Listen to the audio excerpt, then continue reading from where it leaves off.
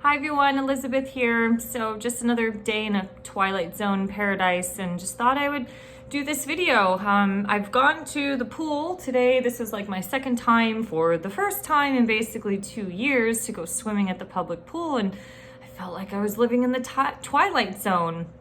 I had a woman who was in the deep end in the 12-foot part of the pool doing water aerobics in a face mask, and I can't believe the city of Seattle would actually allow this, considering if she went under the water she could easily try to drown. But anyways, there's been a lot of chaos going on the last couple weeks, so it's been kind of harder to do some of these videos. And as you can see, I do a lot of these in between a lot of my classes, so I don't exactly look the best like a professional news anchor or anything, but hopefully the point is just sharing wisdom and not judging on the physical material world. So over the last probably year, but definitely over the last many months, I've been thinking a lot about the question, is radical sovereignty the future, or at least necessary for this point in time to try to survive?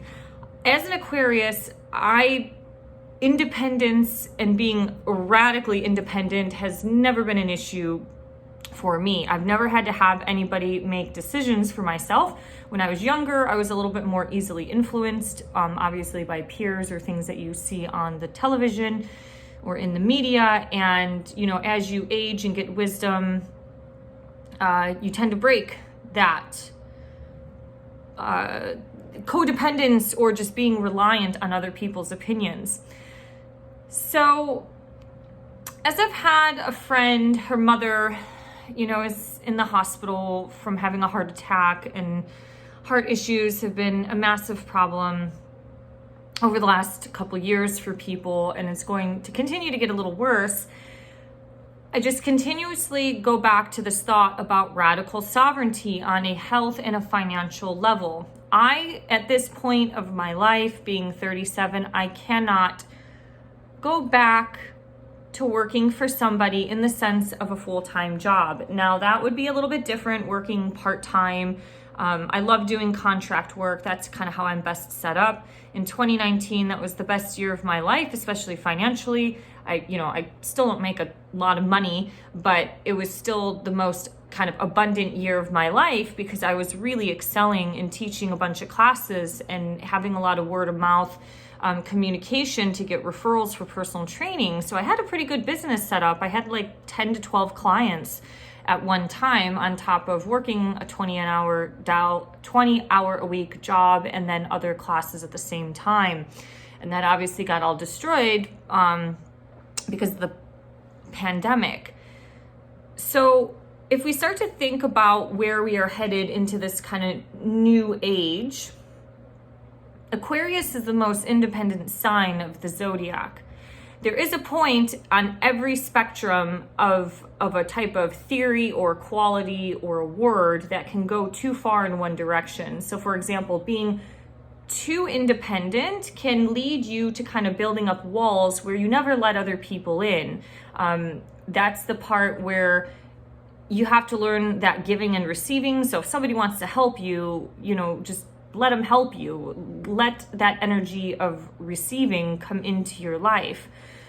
But as of now, in terms of trying to break out of the matrix, kind of escaping the BS of work, what I'm seeing is that it's almost necessary to be a little bit more on the radical sovereignty area of life in order to start breaking away from the mundane earth plane stuff. So I just recently taught a class to a girl who's a heart surgeon at Seattle Children's Hospital, and she's the same age as me. We're both born in 1985. I'm just 10 months older than her. And she was saying that how just things are becoming so horrible because all the good people left. They're sick of the corruption in the hospitals. All the good people got fired because of things like the mandates. And we didn't go too far into the details of certain things because I just try to keep it very mundane, but it just seems like this is a common problem. And I have family members who work at the Cleveland Clinic who've been saying the same thing.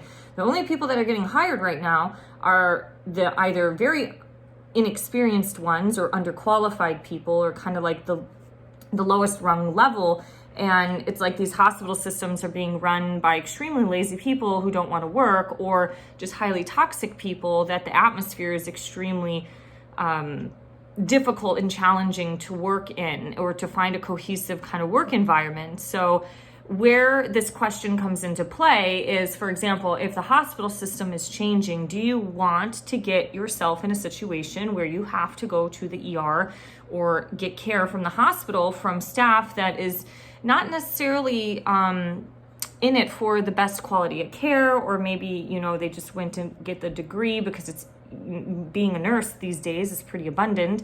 It's a good paying job for the most part. And yeah, I basically just think we're at a point now through a radical sovereignty is that it's time to get so healthy that you do not need the doctor, or you do not need the hospital system. Things happen in our lives. So we have to maintain some form of I guess respect for like emergency services, because if we get into these unforeseen accidents like a car accident, or, you know, a fire, an act of God, or just a tornado comes and blows through your community, like we had the fires in Oregon and Washington, it was either last year or 2 years ago. You know, how many people in Oregon thought that they would one day wake up and lose their entire city? Like nobody thought about that, especially in a place like Oregon. So my point is that there has to be a respect and know that these things may be necessary or have to be used at some point in time. But for example, Western medicine for a daily lifestyle living is rarely ever a good thing, because you don't get to the root of the problem. You don't get to the root of the problem like, hey, you have high blood pressure because you don't have a healthy diet and you don't choose to exercise.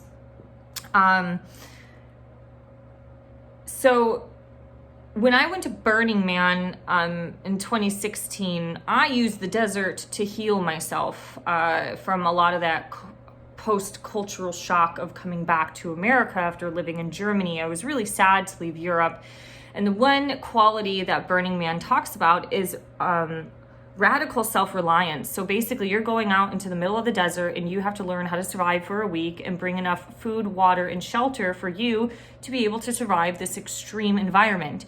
The desert is so alkaline that your skin becomes like a lizard. So you actually have to use some form of acid or like acidic solution to combat the over-alkalizing climate. So for example, if you want to take a bath, maybe you put a little bit of apple cider vinegar in a water, or not take a bath, but take a shower to clean yourself. That kind of helps neutralize some of the dirt and the sand that gets on your skin. So the irony of all of this is that it always comes back to this harmony. When something is too far acidic or too far alkaline in one direction, you need the other thing to kind of combat the stuff here. So many people are living in a very acidic place right now between the standard American diet, the shots that have gone into the system, that they need a lot of alkalizing food, nutrients in, toxins out, to kind of help them sustain all of this damage that they've done to their body. So basically all I'm trying to get at is that they're like, the Aquarian energy can be very fanatical and radical. It's a very independent energy, but it's also trying to break away from the system, is trying to gain independence that's in a healthy form and fashion. It's not just being so independent that you're never involved in a community or don't have any sort of support system. Relying on yourself solely all by yourself can be a very lonely place to be in. Excuse me. So financially, hey, you know, like how do you start trying to make a little bit of side money to where you can start to exit the matrix? I slowly started exiting the matrix by picking up a lot of contract work. And then as I've lost all my contract work throughout all these mandates from the last couple of years, it was like, okay, what else do I do? So in March of 2020, that's when I collected so many vintage and antique items. I just started the Etsy account and it was really slow. But now, 2 years into this, I started March in 2020. So 2 years into this, it's starting to pick up a little bit. I'm not, making a ton of money, but it's reclaiming all of the loss that I have since I don't have that stable $20 an hour job. So basically what I'm trying to get at is just using the independence of your mind, using the independence of your body to try to stay through independent living as much as possible without having to go through all of the BS and crap of the modern mundane world. So is radical sovereignty the future? It might not be the long-term future, but it might be more in the short term in terms of being able to take care of your finances and your bills, but also taking care of your health.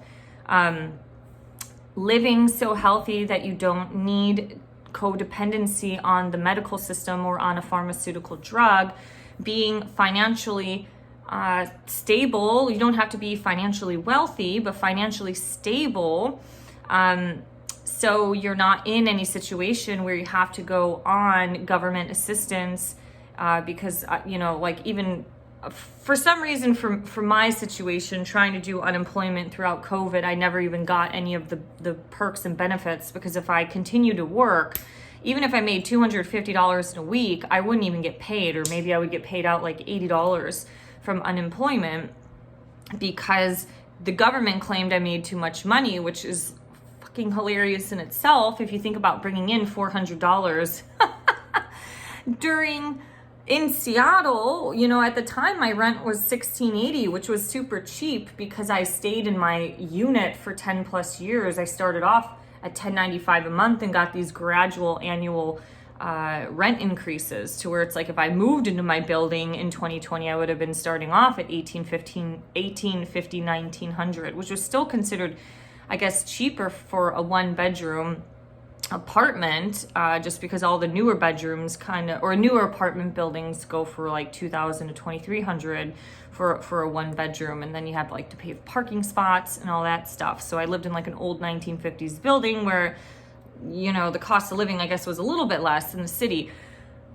But with the thoughts of radical sovereignty, so again, being financially stable, so that also includes, checking your debits and credits. Are you living through a slightly more minimalistic style?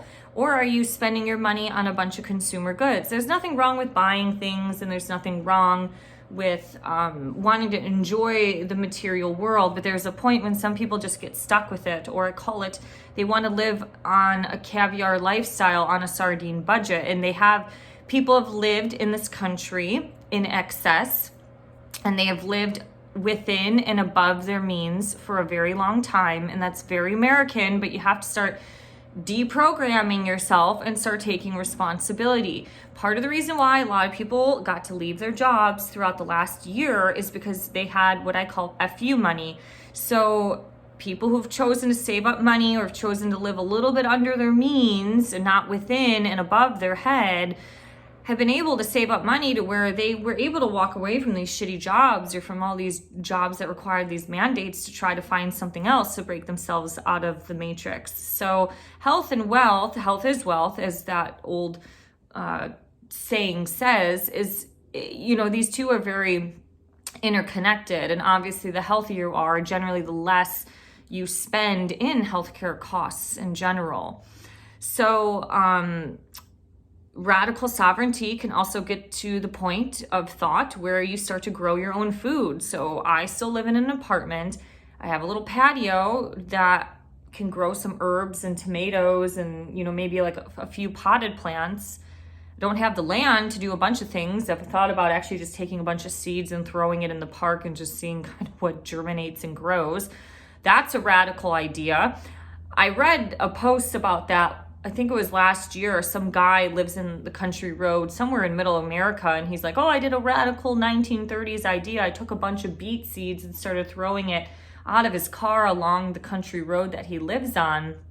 And I guess that summer he harvested over like 70 pounds of beets. It just, the seeds got into the soil, it germinated naturally, and got to pull some beets out. So, I'm kind of thinking about doing that in the park across the street, but let's just see. There's like a big homeless encampment there, so maybe they'll end up taking some of the food, so it might be like more charity and community service for them, but whatever. So anyways, there's really not a whole major point to this video, but it's actually taking this question and it's starting to apply it to your life, applying it to your health, applying it to your finances. I do believe that living a preventative lifestyle is very important or necessary for your own health and well-being. So for example, when I was on the state health insurance, it was basically catastrophic health insurance. It was $300 a month for a $10,000 deductible.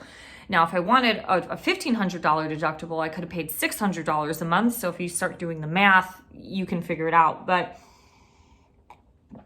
you know, it was like one of those things. My state government health insurance, when I was a contractor, when I was single, before I got engaged, the state of Washington has different rules about like domestic partnership that does allow people to get on other people's health insurance. But where I'm going with this is like my health insurance did not cover anything like physical therapy. It did not cover massage therapy, which when I was formally working like through the government and other organizations, I had really great health insurance that covered all of those things. So pretty much living a preventative lifestyle where I had, it kind of accumulated up to about $1,100 to $1,500 annually. You know, if I had issues, I started going to acupuncture just to get on top of it. I would take myself to the Asian foot spa places to get a body massage at least once a month, sometimes twice a month, because that was affordable. It was like 55 or 60 bucks an hour as compared to a 1 hour massage in the city of Seattle is like 95 to 125. And that was something like I can't even afford anything in my own industry. So, yeah, anyways, these are some things to think about. Just adding that preventative lifestyle and starting to get so healthy that you don't need to go to the doctor unless it's absolutely necessary, some radical thing that gets into your brain. And radical sovereignty also kind of taps into the thoughts of your belief systems. Like literally in my head, not saying every day, it can sound very egotistical, but I've gotten injury and disease and illness, all of those negative qualities, I've removed those from my brain now, or from my psyche and my consciousness. So I genuinely believe that I'm a healthy person, and I genuinely believe that the food I eat is healthy. You know, not everything I eat is perfect. And I genuinely believe that my body has the ability to heal itself. So because I work in fitness, I get musculoskeletal issues quite frequently. That's not uncommon. But I do believe that my body will be able to heal itself. And when I do feel that pain, I channel the light or God or Christ, whatever you want to use, and I ask for healing to happen to me throughout the night. And most times, let's just say 8, 9 times out of 10, I wake up the next day and all of that chronic pain is gone. So that in its part, knowing how to become your self-healer is also part of radical sovereignty, to the point where you don't even need a naturopath. So anyways, these are some thoughts that I have. Yeah, if you have any thoughts on it, just would love to hear your comments. And thank you for liking, sharing, and subscribing. See you again. Bye-bye.